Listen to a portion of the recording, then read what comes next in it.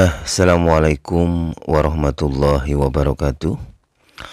Ketemu lagi dengan TV Lebaran, TV-nya orang yang butuh hiburan. Kali ini seperti biasanya kita akan melaksanakan salah satu ekspedisi hiburan dari TV Lebaran, yaitu ekspedisi alam. Ekspedisi ini biasanya kita lakukan di alam terbuka atau alam bebas dengan cara mengunjungi tempat-tempat yang menarik atau tempat-tempat yang bikin terkesan bagi TV Lebaran.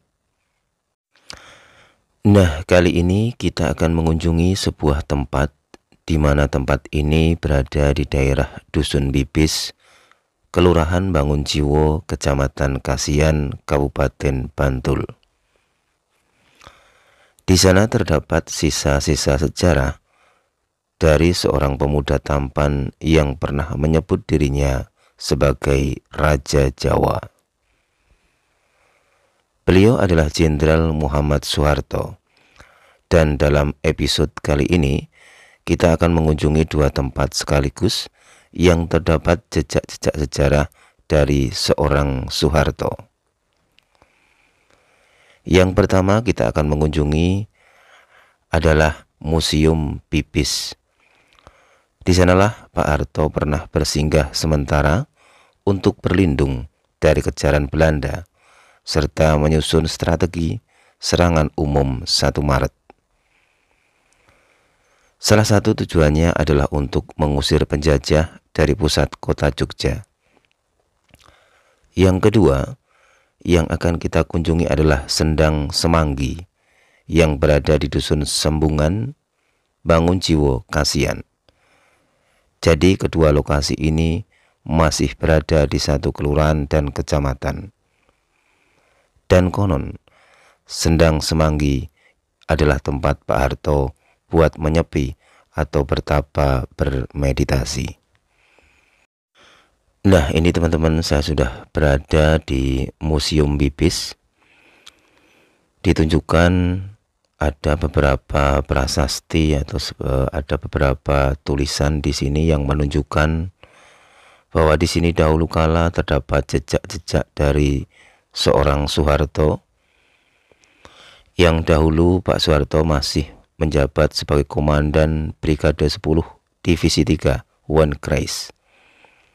Disinilah beliau bersinggah sementara, berlindung dan bertahan dari gempuran dan kejaran Belanda di saat itu. Dan di sini pula Pak Harto menyusun strategi untuk menghancurkan dan mengusir Belanda dari pusat kota Jogja di saat itu. Dan mari di sini kita sedikit berimajinasi mengingat sebuah sejarah di lokasi ini. Disinilah dahulu kala terdapat jejak-jejak para pasukan-pasukan yang gagah berani yang akan mengusir penjajah, mengusir Belanda dari bumi pertiwi Indonesia, khususnya di daerah istimewa Yogyakarta. Ini teman-teman, inilah bangunannya yang dahulu kala menjadi tempat bersinggah sementara dan menjadi tempat berlindung bagi seorang Soeharto. Meskipun ini sebuah museum yang dahulu kala adalah tempat yang penting sekali ya, tapi kini lokasinya begitu sepi. Yang berada di sini cuma TV Lebaran saja ini ya. Dan di sini saya akan meniti sebuah sejarah di masa lalu, tepatnya di masa pasca kemerdekaan Republik Indonesia. Meskipun di saat itu Indonesia sudah menyatakan kemerdekaannya, tapi Belanda masih pengen kembali. Belanda masih pengen menguasai Republik Indonesia. Dan di saat itulah seorang Soeharto tampil bersama pasukan-pasukannya, yaitu pasukan Brigade 10 Divisi 3 One Kreis. yang siap menghancurkan dan mengusir penjajah dari kota Yogyakarta. Ya inilah teman-teman ya lokasinya, museumnya, yang kalau waktu dapat diputar kembali. Di sini tentu saja banyak duduk-duduk, ngopi-ngopi para pejuang-pejuang bangsa, dan termasuk juga warga Dusun Bibis Kasihan. Karena disinilah terdapat pasukan gabungan dari kota Jogja semuanya. Salah satunya adalah pasukan yang bergabung tentu saja adalah warga Bibis itu sendiri. Dan di sini terdapat sebuah kata-kata yang penuh makna dari seorang Soeharto. Dengan rahmat Tuhan yang Maha Esa dan tujuan yang suci, Yogyakarta khususnya bangkit mengusir penjajah dari bumi pertiwi Indonesia.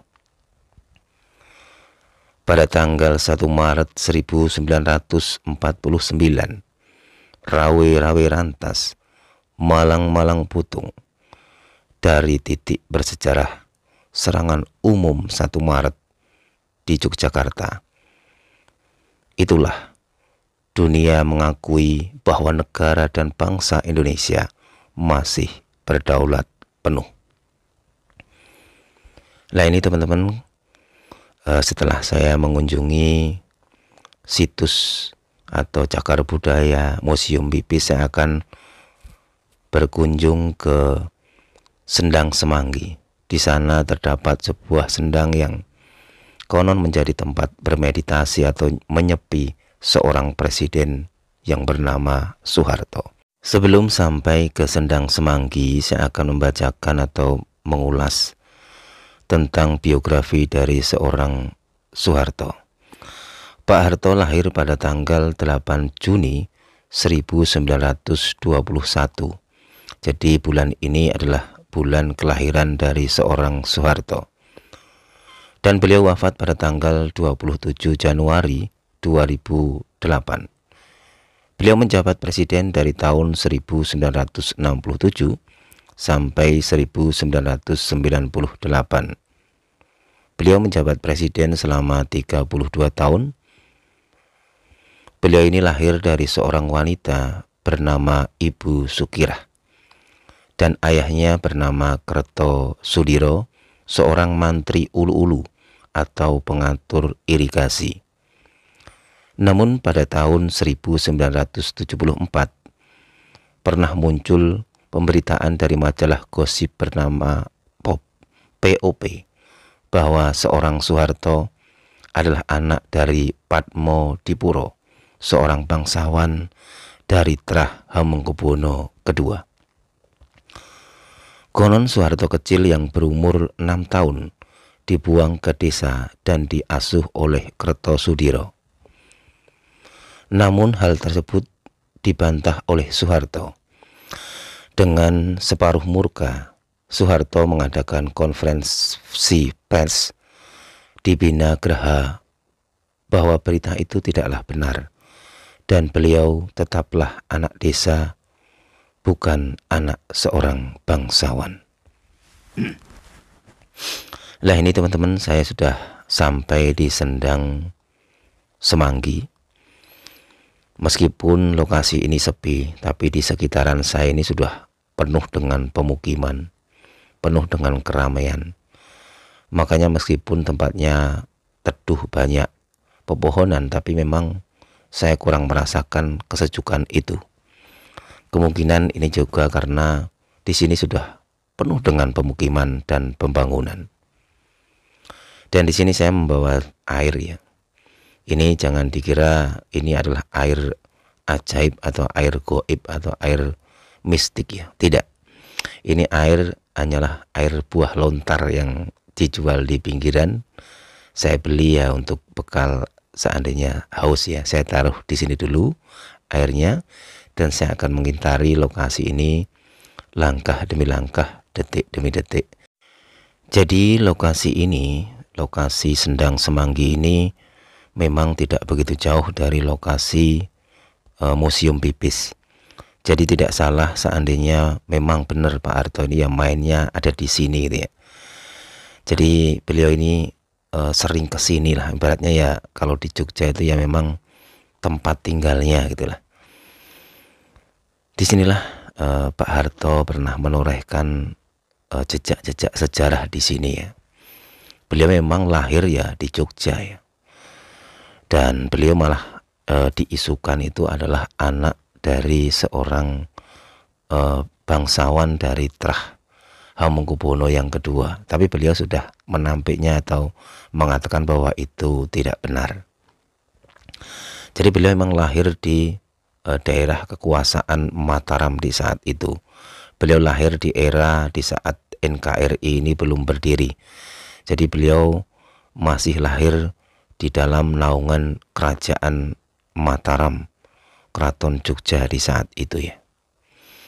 Nah inilah teman-teman lokasi dari Sendang Semanggi, begitu sepi ya, begitu hening. Tapi di sini, di sekitar sini sudah penuh, ramai sekali dengan pembangunan dan pemukiman ya, dan juga penuh dengan toko-toko ya. Kita lanjut lagi biografi tentang seorang Soeharto ya. Di saat Soeharto berusia 26 tahun, beliau dijodohkan dengan Raden Ayu Siti Hartinah, anak dari Kanjeng Raden Mas Tumenggung Sumoharyomo, seorang wedana di Solo. Kemudian beliau menikah pada tanggal 26 Desember 1947. Beliau dikaruniai 6 putra-putri, diantaranya adalah 1 Siti Hardianti Astuti atau yang sering kita sebut Mbak Tutut ya. Yang kedua adalah Sigit Harjo Judanto, ketiga Bambang Triatmojo, 4 Hutomo Mandala Putra atau yang dikenal dengan Tommy Soeharto. Yang kelima adalah Siti Hedianti Harijadi, yaitu yang kita kenal sebagai Titik Soeharto. Yang keenam adalah Siti Hutami Endang Adiningsih. Dan semenjak menikah dengan Ibu Tin Soeharto inilah beliau mengalir darah keraton atau kerajaan Mataram, karena Ibu Tin Soeharto termasuk dalam Trah Kadipaten Mangkunegaran. Itu menurut TV Lebaran sih begitu ya. Dan meskipun banyak juga ya, banyak pula yang berpendapat bahwa Soeharto bukanlah anak kandung dari Kertosudiro. Antara lain adalah pengamat Soeharto R.E. Elson dan Menteri Penerangan di era 1973 sampai 1978, yaitu Mas Huri Saleh. Nah inilah teman-teman kondisi dari Sendang Semanggi. Dahulu kala konon Pak Harto itu di sini bermeditasi. Di sini beliau mungkin menenangkan diri. Karena bagaimanapun juga beliau adalah seorang presiden, yaitu orang nomor 1 di negeri ini. Tentu masalah-masalah, tentu peristiwa-peristiwa yang mungkin akan diselesaikan atau mungkin mau mengambil keputusan apa, mungkin beliau di sini dulu untuk menenangkan diri, atau mungkin juga ya ibaratnya mendekatkan diri juga kepada Sang Maha Kuasa ya. Karena bagaimanapun juga beliau ini adalah orang Jawa. Jadi orang Jawa itu ya tentu dengan dengan kebiasaannya nyepi, dengan kebiasaan mungkin berpuasa itu ya sangat erat sekali ya. Dan mungkin beliau lakukan kegiatan-kegiatan seperti itu, termasuk adalah nyenyepi ya di tempat-tempat yang sepi. Tentu saja dahulu kala ya lokasi ini begitu rindang, begitu sepi, begitu begitu ya kayak hutan belantara seperti itu. Belum banyak pembangunan ya. Tapi sekarang itu di timur saya ini atau di dekat lokasi ini sudah ada rumah makan besar, itu rumah makan ayam apa itu.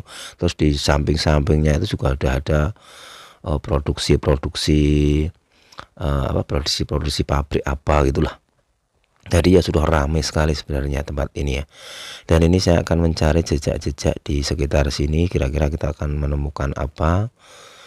Jadi kalau pemirsa di Lebaran melihat tangan saya memegang sesuatu ya kayak batu bata atau batuan-batuan, itu saya sedang mencari jejak-jejak yang ada di sini, jejak-jejak masa lalu ya. Kayak batu bata ya. Karena kan TV Lebaran itu kalau mengekspedisi itu berusaha untuk sampai ke akar-akarnya ya, sampai ke sembunyi-sembunyi ya. Ini termasuk yang saya lakukan saat ini ya. Dan di sini saya menemukan juga batu bata yang eranya ya sudah lama lah. Jadi memang ya kemungkinan besar Sendang ini sudah lama adanya. Cuma di saat Pak Harto sedang atau menjabat sebagai seorang presiden, beliau pun ikut nyenyepi di sini.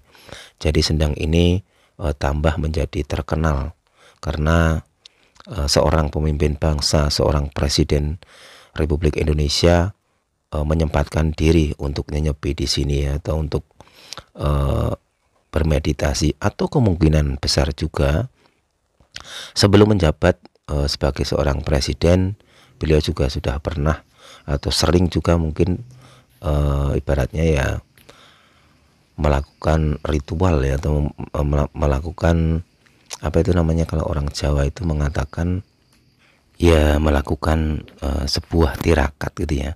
Dan tirakat itu ya dilakukan dengan cara mungkin ya ritual-ritual ya, mungkin dengan ritual puasa, ritual menyepi seperti ini, bermeditasi di sini ya.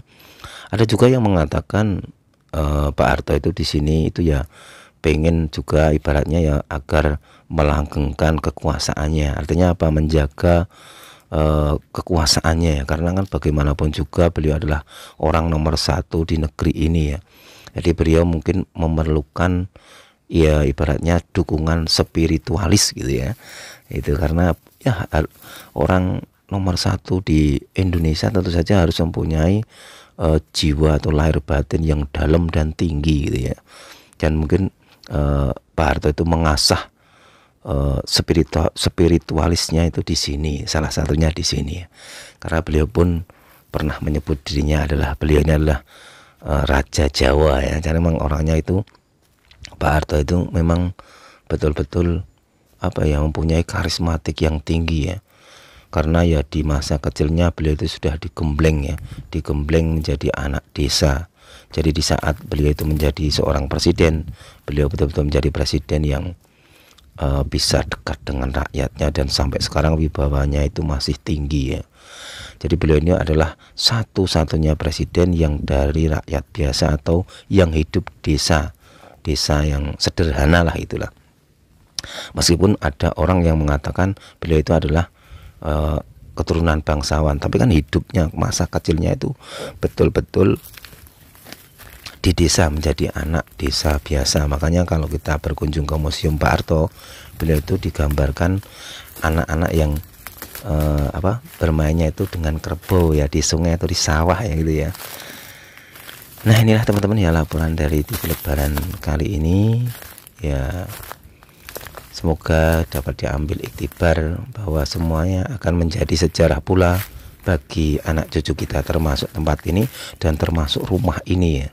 Rumah ini tentu dahulu kala juga eksis, pernah dihuni oleh orang gitu ya. Nah, sekarang udah sepi ya.